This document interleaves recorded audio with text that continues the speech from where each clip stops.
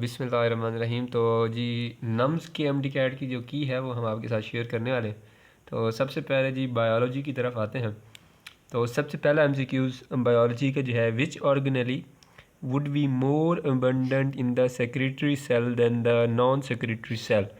तो सिंपल जो है यहाँ पे हमारे पास जो है, अगर हम बात करें बीटा ऑप्शन की, तो गोल्जी अपरेटस जो है ना, अब गोल्जी अपरेटस क्या करता है कि गोल्जी अपरेटस हमारे पास जाइमोजिन ग्रेन्यूल सेक्रीट करता है।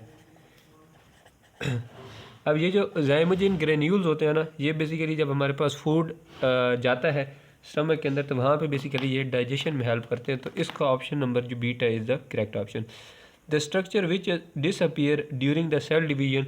तो जब सेल डिवीजन होती है तो न्यूक्लियस जो है वो फॉर इंस्टेंट डेवलप होता है, क्योंकि इन इफेक्ट न्यूक्लियस नहीं होता बल्कि जो न्यूक्लियर मेम्ब्रेन होती है ना वो रैप्चर्ड होती है, क्योंकि न्यूक्लियस का जो मटेरियल होता है वो तो हाफ में डिवाइड हो जाता है। तो चूँकि न्यूक्लियर मेम्ब्रेन नहीं है तो यहाँ पे मोस्ट क्लोजली जो है वो न्यूक्लियस ही रहेगा। Option number Charlie will be the correct one. उसके बाद the enzyme ATP synthase is located on the membrane of the organelle. तो आपको पता है कि अब बाद का जो एमसीक्यूज़ भूल भी जाता है, हमें पता है कि जो एटीपी सिंथेज है ना वो क्या करता है, एटीपी बनाता है। और एटीपी हमारे पास ड्यूरिंग नॉन साइक्लिक फॉस्फोराइलेशन के अंदर किसके अंदर बनता था, माइटोकॉन्ड्रिया के अंदर। तो यू कैन से कि इसकी जो प्रोडक्शन है वो हमारे पास माइटोकॉन्ड्रिया के अंदर होती है। उसके बाद है जी, dash are the spherical sacs surrounded by single membrane and containing hydrolytic enzyme. तो इसके लिए 2 पॉइंट्स है, एक सिंगल मेम्ब्रेन है और दूसरा हाइड्रोलाइटिक एंजाइम है, तो ये होता है लाइसोसोम। और दूसरा इसका ट्रिक ये है कि ये फैगोसाइटिक एक्टिविटी करवाता है, तो ये हमारे पास इसलिए जो है वो इसका lysosome answer will be the correct, क्योंकि इसके अंदर हाइड्रोलाइटिक एंजाइम होते हैं जो कि डाइजेशन में हेल्प करते हैं।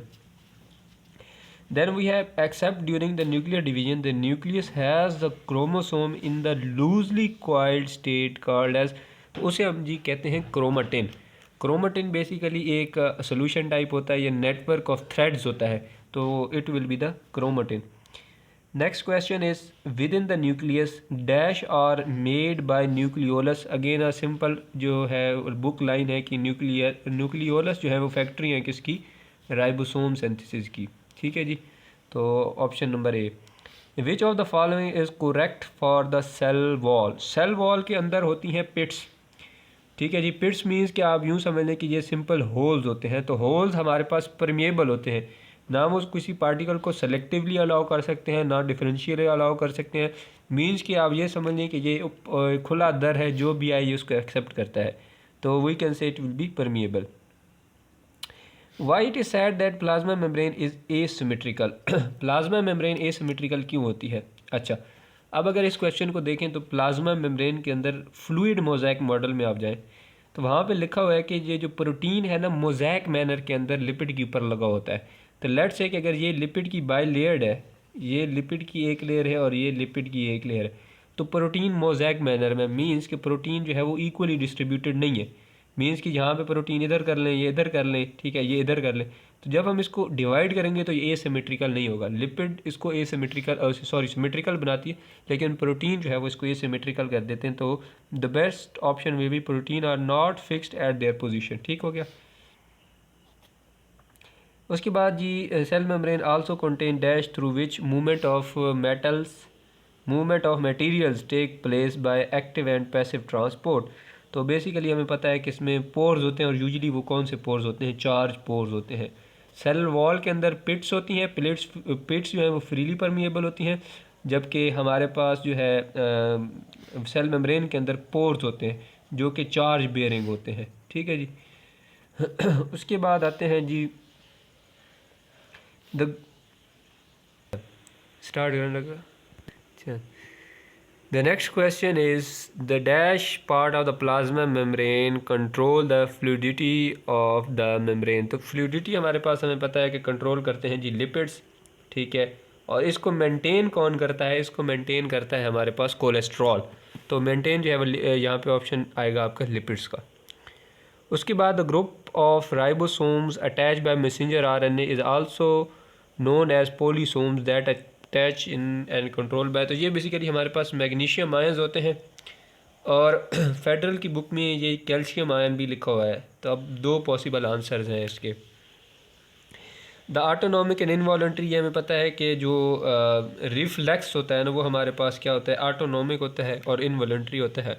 उसके बाद रेस्टिंग मेम्ब्रेन पोटेंशियल हमारे पास जो है वो -70 मिली वोल्ट होता है, या इट इज़ -0.07 वोल्ट।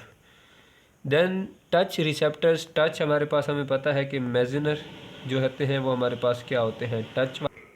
अच्छा, उसके बाद ये हमारे पास मेजनर हो गया, पक्सीनियंस हो गया, तो ये हमारे पास स्किन के अंदर होते हैं, ठीक है। Which one is not the function of large intestine. अब मोस्टली जिधर भी मैंने देखा तो ये क्वेश्चन जो है वो गलत किया गया है। अब देखें, एक मैं चीज़ आप लोगों के सामने रखता हूँ कि जो लार्ज इंटेस्टाइन है, लार्ज इंटेस्टाइन के अंदर जब बैक्टीरिया होता है वो बेसिकली उसका काम है जी वाइटामिन की प्रोडक्शन करना, और मोस्टली वो इम्पॉर्टेंट वाइटामिन जो होता है वो हमारे पास विटामिन के होता है। लेकिन जो हमारे पास एब्जॉर्प्शन है ना स्मॉल अमाउंट की, वो वहाँ पे हो जाती है अमाइनो एसिड की। So more accurate answer will be vitamins.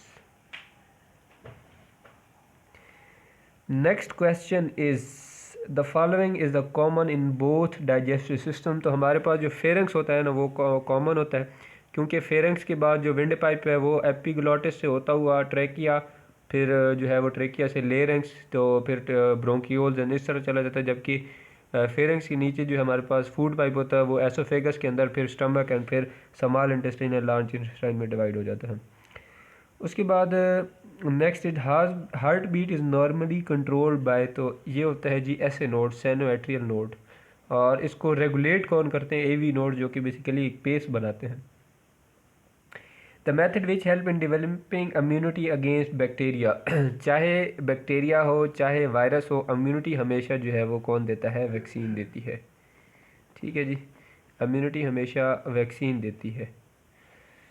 उसके बाद आता है जी नॉर्मल गेस्टेशन पीरियड। तो नॉर्मल गेस्टेशन पीरियड हमारे पास जो है वो 9 मंथ का होता है। अगर इसको डेज़ में करें तो ये 270 भी बनता है और 280 भी बनता है, तो ये हमारे पास रेंज हो गई। उसके बाद हमारे पास आता है जी during menstrual cycle after the female gamete is release from the ovary is ovulation the remain of follicle secretes. तो रिमेन जो बचता है उसे कहते हैं कॉर्पस ल्यूटम। कॉर्पस ल्यूटम जी हमारे पास हमें पता है प्रोजेस्टेरॉन सेक्रीट करता है। ओके जी, in males reproductive system the hormones involve in regulation of rate of spermatogenesis, इसको हम इनहिबिन कहते हैं, ये एक थ्योरेटिकल है। Again cervix is the part of uterus. Which of the following is most abundant in human body, तो जो hyaline cartilage होती है वो मोर अबंडेंट होती है। विच of the following is an example of joint suture. Joint suture basically जो होता है ना वो हमारे पास स्कल के ऊपर, ये अगर हम देखें ना ये स्कल है, ठीक है, तो स्कल के ऊपर हमारे पास जो है वो इस तरह के सूचर्स बने होते हैं, ठीक है। तो ये इन एक्चुअल जॉइंट्स होते हैं, यहाँ पे ये इस बोन को इस बोन के साथ, इस बोन को इस बोन के साथ जोड़ रहे होते हैं, तो इन्हें हम एज अ जॉइंट्स ट्रीट करते हैं, लेकिन इनका एक स्पेशलाइज नाम है जिन्हें हम सूचर कहते हैं। तो ये बेसिकली यहाँ पे आपके साथ स्कल के साथ एसोसिएटेड होंगे, स्कल बोन के साथ। Which event does not occur during muscle contraction, तो मसल कॉन्ट्रैक्शन में हमारे पास स्लाइडिंग फिलामेंट होता है, ठीक है जी। अब स्लाइडिंग फिलामेंट के अंदर जो जेड लाइन है वो क्लोज आती है, ठीक है।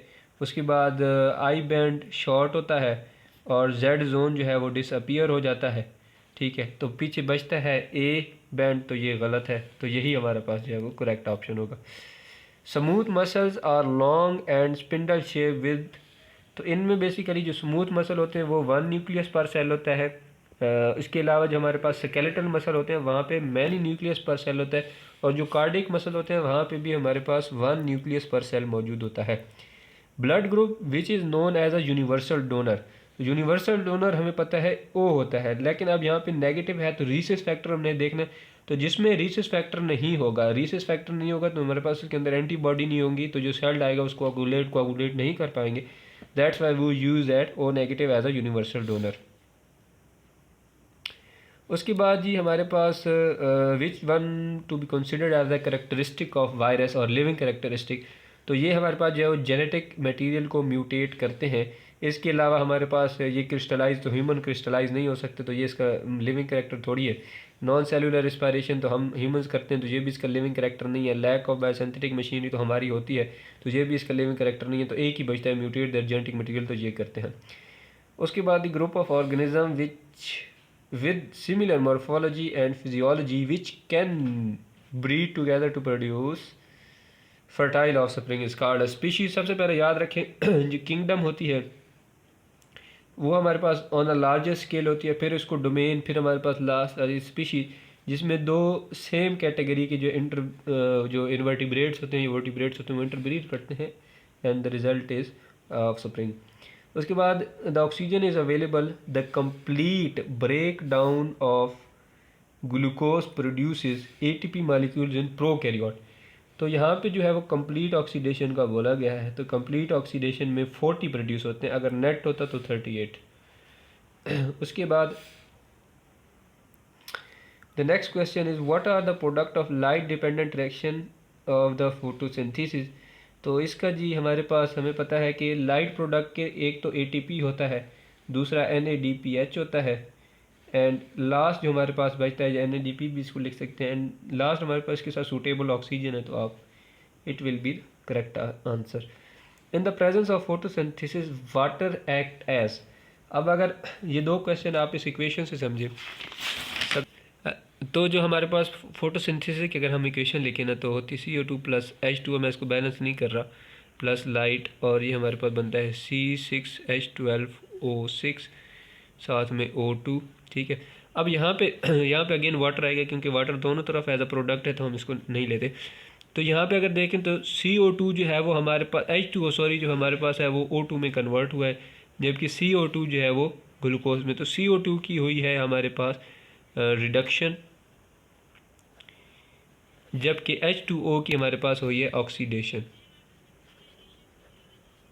अब यहाँ पे कहता है कि the process of photosynthesis water act as. तो वाटर यहाँ पे क्या कर रहा है, वाटर ने लॉस ऑफ हमारे पास जो है वो हाइड्रोजन किया है, ठीक है। तो हाइड्रोजन बेसिकली जब कोई चीज़ लॉस करती है तो उसे हम कहते हैं जो है लॉस ऑफ इलेक्ट्रॉन, जो डोनर कहते हैं उसको। तो यहाँ पे हमारे पास जो है वो इलेक्ट्रॉन डोनर आएगा। एक सिमिलर क्वेश्चन है जी, during photosynthesis carbon work as proton acceptor, क्योंकि यहाँ से निकल के इसमें ऐड हो रहा है, तो देखिए यहाँ पे H इसके साथ ऐड हो रहा है, तो यहाँ पे एज एन एक्सेप्टर वर्क करेगी। तो ये एक ही लाइन से आप लोगों को 2 MCQs दे दिए गए। Then the question is end product of Calvin cycle is glycerate 3-फॉस्फेट। ये आपका करेक्ट ऑप्शन है। ओके जी, next question is which of the following molecule contain amino acids. तो याद रखें कि जो कोलेजन होता है ना उसके अंदर प्रोटीन्स होते हैं, ठीक है। कोलेजन्स के अंदर प्रोटीन्स होते हैं, और ये बेसिकली हमारे पास कनेक्टिव टिश्यू होता है, ठीक है। तो इसके अंदर जो कि प्रोटीन्स होते हैं और प्रोटीन्स मिलकर बनते हैं अमाइनो एसिड से, so the correct option is collagen. Then is hydrolysis the break down of polymer into the monomer by the addition of water. तो वाटर की एडिशन से जो है वो हमारे पास क्या होती है, हाइड्रोलाइसिस होती है। Sorry. Which of the following is not carbohydrate. तो कार्बोहाइड्रेट हमें पता है इनमें से जो लैक्टिक एसिड है वो हमारे पास क्या है, कार्बोहाइड्रेट नहीं है, बल्कि वो क्या है, एसिड है। Due to its high heat of vaporization water play important role in living organism as. अब यहाँ पे आपने देखना है कि वाटर जब एक्सेस ऑफ जो है वो हमारे पास एब्जॉर्ब करता है, तो ये हमारे पास परस्पायरेशन जो है वो करता है ह्यूमंस के अंदर, ठीक है। और जो प्लांट्स होते हैं वहाँ पे हमारे पास ट्रांसपायर्ड होता है, ठीक है। तो जब दोनों के अंदर ये क्या करता है, कूलिंग इफेक्ट देता है बोथ ह्यूमंस एंड प्लांट को, तो ये जो है वो इसका कूलिंग इफेक्ट आ जाता है। Correct option is beta. Which of the molecule do not contribute to the formation of biological membranes. तो बायोलॉजिकल मेम्ब्रेन जो है वो न्यूक्लियो प्रोटीन्स नहीं करते, बल्कि न्यूक्लियो प्रोटीन्स किधर होते हैं, न्यूक्लियो प्रोटीन्स हमारे पास जो है वो न्यूक्लियर मेम्ब्रेन के अंदर जो पोर्स बनते हैं उधर होते हैं। उसके बाद हमारे पास which of the following molecule would yield glucose and fructose. तो सिंपल हमें पता है कि सक्रोज की हाइड्रोलिसिस करेंगे तो हमारे पास वो किस में कन्वर्ट हो जाएगा, ग्लूकोज एंड फ्रैक्टोज में। The terminal end of the chromosomes are called as. तो इसे हम जो है वो बेसिकली टीलोमर्स कहते हैं, जो कि बेसिकली दूसरी DNA की चेन के साथ जो है वो कनेक्ट करने में हेल्प करता है। The gap between neurons at the synapse is, तो बेसिकली साइनैप्ट के अंदर जो है वो दो न्यूरॉन्स के दरमियान जो होता है उसे हम कहते हैं साइनेप्टिक क्लेफ्ट, और क्लेफ्ट भी बेसिकली खाली जगह को ही कहते हैं। The part of brain which control the body temperature, जितने भी हमारे पास जो है वो साइक्लिक फंक्शन होते हैं, जैसे कि फूड हो गया, उसकी हंगर हो गई, ठीक है, देन हमारे पास टेम्परेचर हो गया, उसके बाद जो हमारे पास मेंस्ट्रुअल साइकिल हो गया, ठीक है, स्लीप एंड अवेक साइकिल, तो ये बेसिकली हमारे पास जो है वो हाइपोथैलेमस ही कंट्रोल कर रहा होता है। Long extension of the nerve cell is called as, तो बेसिकली एक्सोन जो है वो 1 मीटर तक लॉन्ग हो सकता है इन केस ऑफ मसल्स, ठीक है। तो सबसे जो लॉन्ग पोर्शन होता है वो यही एक्सोन होता है। विच स्टीरॉयड हार्मोन, अगेन ये बुक वाला है, तो ये कॉर्टिसोन हो गया। The molecules responsible for the conveying message from one neuron to the next neurons are called, तो हमें पता है कि न्यूरॉन्स में से जो एक्शन पोटेंशियल है वो एक न्यूरॉन से दूसरे न्यूरॉन में जंप नहीं करता, बल्कि ये पहले ट्रांसफॉर्म होता है केमिकल मैसेज के अंदर, और ये ट्रांसपोर्ट होता है केमिकल मैसेज को, तो वो जो ट्रांसपोर्ट करने वाले होते हैं केमिकल मैसेज को, उनको हम कहते हैं न्यूरोट्रांसमीटर। न्यूरो से मतलब न्यूरॉन का मैसेज ट्रांसमिट करते हैं, तो ये न्यूरोट्रांसमीटर इनका नेम है। Which enzyme work in alkaline pH, pancreatic lipase, और पैंक्रियाटिक लाइपेज जो है ना, आपको पता है कि पैंक्रियाटिक जो होती है वो पीएच होती ही अल्कलाइन है, तो वहाँ पे आपको पता है कि सिर्फ यही एंजाइम होता है, तो दैट्स जो है we will be correct option. उसके बाद considering enzyme action minimum temperature is a term, minimum temperature basically वो टेम्परेचर होता है जिस पे एटलीस्ट हमारा एंजाइम जो है वो एक्टिव स्टेट में आ जाए, ठीक है। हाइपर एक्टिविटी जो उसकी होती है वो ऑप्टिमम टेम्परेचर पे होती है, below minimum temperature and below high optimum temperature पे, दोनों पे हमारे पास उसकी एक्टिविटी लॉस हो जाती है, ठीक है जी। तो इसके लिए हमारे पास वो जो है वो ऑप्टिमम टेम्परेचर पे ऑपरेट करते हैं।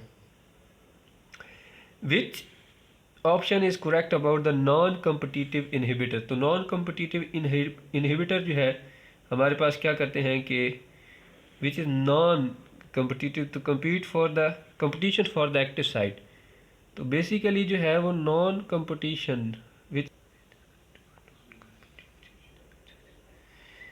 तो यहाँ पे हमारे पास मेलानोसाइट एक्ट एज इनहिबिटर, तो ये तो इररेलेवेंट ऑप्शन है। देन हमारे पास कम्पीट फॉर एक्टिव साइट, तो ये भी गलत है कि ये कम्पीट नहीं करते एक्टिव साइट के लिए।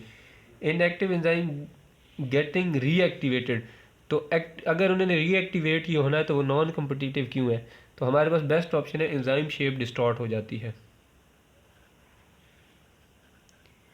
Shape distort.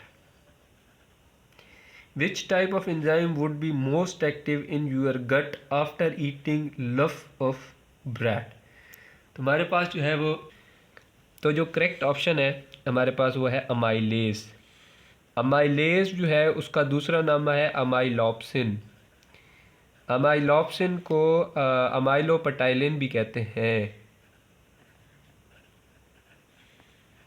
ये बेसिकली हमारे पास सक्रीट होते हैं पैंक्रियाज से, और जैसे ही फूड उसकी जो है वो बेसिकली पार्शली डाइजेस्टेड फूड, क्योंकि इसके अंदर चूँकि प्रोटीन्स होते हैं ना, तो प्रोटीन्स जैसे ही हमारे पास स्टमक की लाइनिंग को टच करते हैं हमारे पास जो है वो ये सक्रीट होना शुरू हो जाते हैं अमाइलेज। उसके बाद he presented the theory of origin of species by mean of natural selection, तो क्योंकि ऑप्शन में अगर देखें तो डार्विन ही थे जिन्होंने कहा था कि जो हमारे पास अक्वायर्ड करेक्टर आते हैं ना, अक्वायर्ड करेक्टर वो नेक्स्ट जनरेशन में ट्रांसमिट होते हैं, ठीक है, बट ओनली अगर हमारे पास जो है इन्वायरमेंट का इफेक्ट मौजूद हो। तो ये बेसिकली हमारे पास यहाँ पे डार्विन का करेक्ट ऑप्शन है। Which is not a mode of action of antibody, antibody simple से पता चल रहा है कि ये हमारे पास सेक्रेटरी साइटोकाइनेज एंजाइम जो है वो सेक्रेट नहीं करती, क्योंकि एंटीबॉडी का सेक्रेटरी फंक्शन नहीं होता, एंटीबॉडी का सेक्रेटरी फंक्शन नहीं होता, एंटीबॉडी का रेजिस्टिंग फंक्शन होता है। तो बाकी सारे रेजिस्टिंग फंक्शन है, तो ये हमारे पास जो है। Magnesium is an important nutrient in plant for the formation of, अब ये हमारे पास न्यूट्रिएंट्स के चैप्टर में से है। अगर प्लांट्स के अंदर मैग्नीशियम नहीं होता तो प्लांट्स के अंदर दो डिजीज़ आती हैं जिसे हम कहते हैं क्लोरोसिस, और दूसरी हमारे पास होती है स्टंट ग्रोथ। ग्रोथ, और दोनों जो है वो हमारे पास अंडर कंट्रोल होती हैं क्लोरोफिल के। तो अगर ये क्लोरोफिल पे जो है वो इनका इफेक्ट होगा तो correct option is chlorophyll. Which of the following part of the respiratory system has no cartilage. The following part of respiratory system has no cartilage. तो हमारे पास जो है वो उसके बाद अगर हम बात करें तो लेरिंक्स में भी होती हैं, ट्रैकिया में भी होती हैं, उसके अलावा ब्रोंकियोल्स के अंदर नहीं होती, क्योंकि ब्रोंकाई के अंदर होती तो है लेकिन सी शेप डिस्टॉर्टेड होती हैं, ठीक है। उसके अलावा अगर हम बात करें ट्रैकिया की, तो ट्रैकिया के अंदर सी शेप्ड होती हैं और उसके अंदर भी हमारे पास जो है वो होती हैं। तो बेस्ट ऑप्शन इज़ ब्रोंकियोल्स, क्योंकि ब्रोंकियोल्स हमारे पास जो है वो सैक्स होते हैं, वहाँ पे हमारे पास कोई जो है वो कार्टिलेज मौजूद नहीं होती। Enzymatic portion of the gastric juice secreted by mucosal cell. जो म्यूकोजल सेल यहाँ पे जो है चीफ सेल होता है और ये सेक्रीट करता है पेप्सिनोजिन। पेप्सिनोजिन जो कि इनएक्टिव फॉर्म है पेप्सिन की, जो कि हमारे पास प्रोटीन डाइजेस्टिंग एंजाइम होता है। Then we have physics. सबसे पहले जी फिज़िक्स का पढ़ते हैं। तो फिज़िक्स में कहता है कि जी the horizontal distance travel by wave during one complete cycle is called. तो यहाँ पे मैं लिख देता हूँ जी कि फिज़िक्स, अच्छा वन कंप्लीट साइकिल हमारे पास होता है कि एक बॉडी जो है वो अबव मूव करे और एक साइकिल बिलो मूव करे, तो इसका हॉरिजेंटल डिस्टेंस हमारे पास लैम्डा यानी कि वेव लेंथ कहलाता है। Then we have in the period of oscillation of a man m mass suspended from a spring in 1 second, then the period of 16 m will be wavelength of। तो basically इसका जो simple time period क्या होता है वो हमने under root ले लेना है, तो ये अंडर रूट लेंगे तो हमारे पास 4 second will be our answer. Then there is loudness of sound. Simply loudness depend करती है इंटेंसिटी पे, जितनी इंटेंसिटी बढ़ती जाएगी इंटेंसिटी के साथ फ्रीक्वेंसी बढ़ती जाएगी, फ्रीक्वेंसी बढ़ती जाएगी तो लाउडनेस ऑफ साउंड। अच्छा, इसके बाद जो हमारे पास है जी कि the increase in the speed of sound in air for each degree rise above 0 degree centigrade. तो अगर हम स्पीड ऑफ देखें, speed of sound after T degree centigrade, तो वो होती है speed of sound at initial temperature plus 0.61 to the time interval जो कि उस वक्त होगा। अगर हमारे पास टेम्परेचर 0 डिग्री सेंटीग्रेड है तो 0 डिग्री सेंटीग्रेड पे स्पीड ऑफ साउंड 0 है, यानी कि अभी स्टार्ट नहीं हुआ तो वो भी 0 होगी। तो अगर ये टर्म 0 होती है तो correct option will B 61 second, और चूँकि टाइम 1 सेकेंड होगा इनिशियली स्टार्ट में, तो ये हमारे पास 0.61 आंसर हमारा करेक्ट ऑप्शन होगा।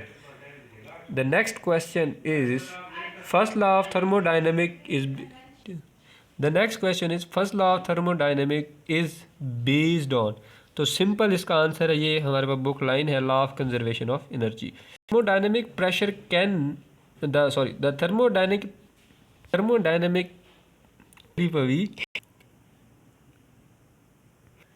The thermodynamic process during which the pressure is kept constant is called as। तो प्रेशर हम मेजर करते हैं बार्स के अंदर, तो आइसो बार होगा सेम प्रेशर, आइसो बार, तो ये हो गया आइसोबैरिक प्रोसेस। तो correct option is isobaric process. Energy store again this is a simple one, 1/2 CV square. Electric field intensity ये भी force per unit charge. Electrical potential capacitor store करता है। The magnitude of the current in the metal is proportional to the applied voltage as long as temperature of the conductor is kept constant। यहाँ पे ना आपके दो option ठीक हैं, one is Ohm's law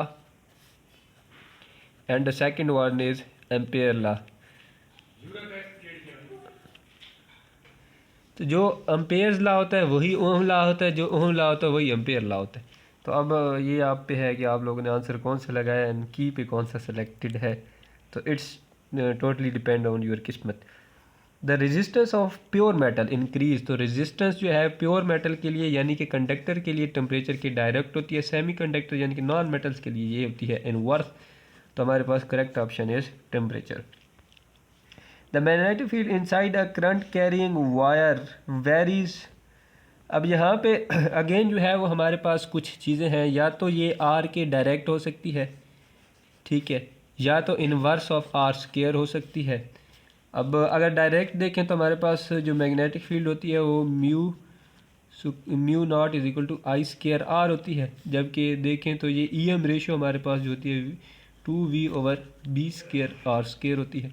अगर हम यहाँ से देखें तो b इसके डायरेक्ट आएगा, ठीक है, और अगर हम यहाँ से देखें तो b जो है वो हमारे पास आर स्केयर के डायरेक्ट आएगा, ठीक है। तो अब ये दोनों ऑप्शन हैं। अब देखें जी, again it's a luck question. Magnetic field is maximum when the angle between the magnetic field and the vector area. याद रखें कि जो नॉर्मल एरिया होता है ना, वेक्टर एरिया हमेशा उसके परपेंडिकुलर